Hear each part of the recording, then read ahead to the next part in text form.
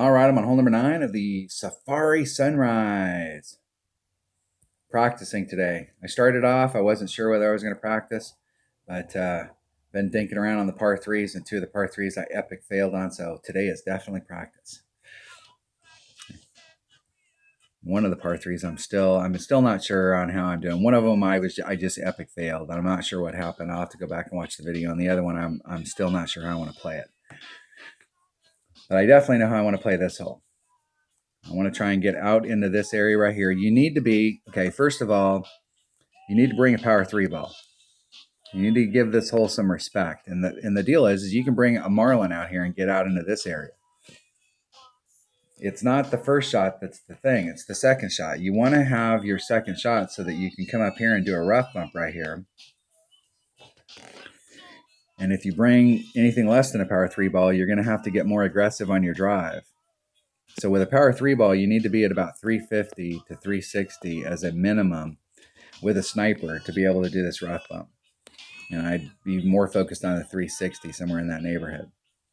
You can hit it, in my opinion, too far forward where you actually close off the rough bump and you make the rough bump even more difficult depending on which way the wind's blowing. But bring out a power 3 ball. If you've got an extra mile 8 or a big topper 4, you can end up in the perfect spot out here for your Saturn, or excuse me, not Saturn, but Sniper, to be able to do that rough bump. If you got anything lower than that, you may have to get a little more aggressive on the drive, but really kind of look at your numbers as far as where you're landing out here and keep track of that. So you know kind of what the distances are with your clubs for the red line up here on this second shot. I'm going to bring a Kingmaker just because it's going to, well, I'm going to bring a Titan just because I'm practicing now. I'm going to bring a Titan, an extra mile, and a Titan, and a Sniper. The king of balls.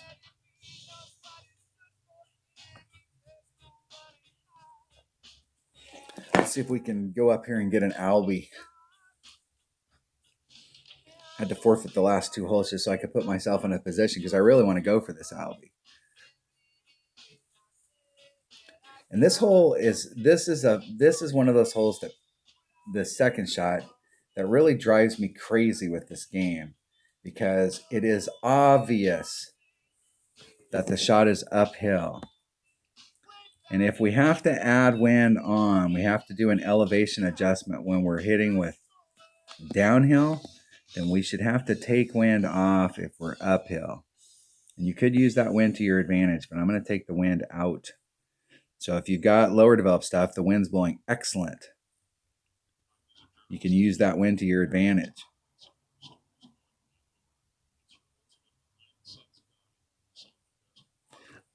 I want to take the wind out because I want to see where I could be consistent. I want my landing zone out here to be a consistent spot so I can really work on the second shot.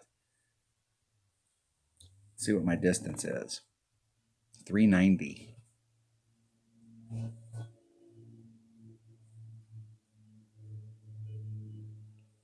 It's obviously uphill. So we should be taking wind off if it's uphill, if we have to add wind on when it's downhill. But this game doesn't work like that. And that's the frustrating thing about the whole elevation deal, is it's not like consistent from one way to the next.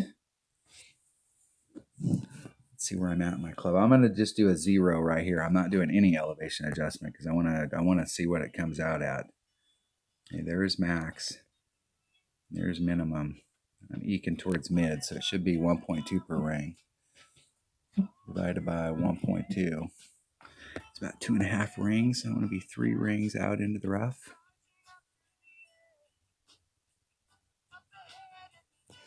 I'll be on the right-hand side of the cup. Be 2.5 rings.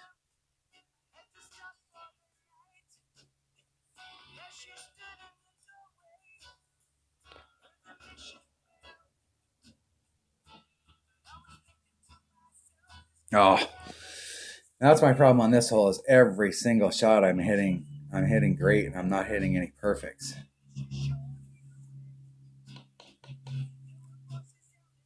And I did hit that grate to the left. But if I'd hit it perfect, I think I would have been on the same side on the other side of the cup. So it's like I pulled out too much wind.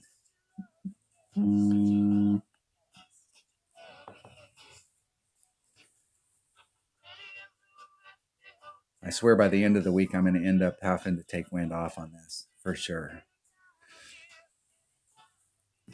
I was definitely in mid club right there, eking towards mid.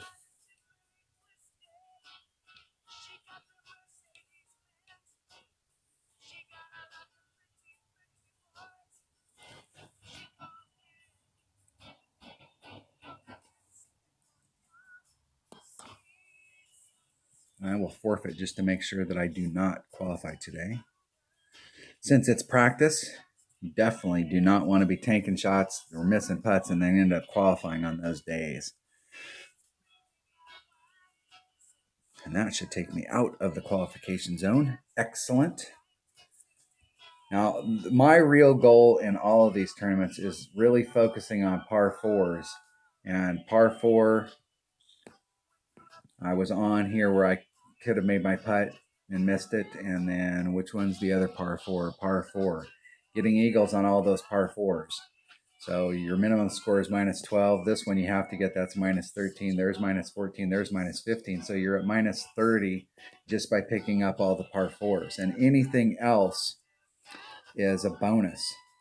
And so when I say I don't like to take big risks on par threes, the deal is that I focus on the par fours. So if I could hit a minus 30 and just get a flat, minus one, minus two, and just play the round flat, but pick up all the par fours, I'm at minus 30.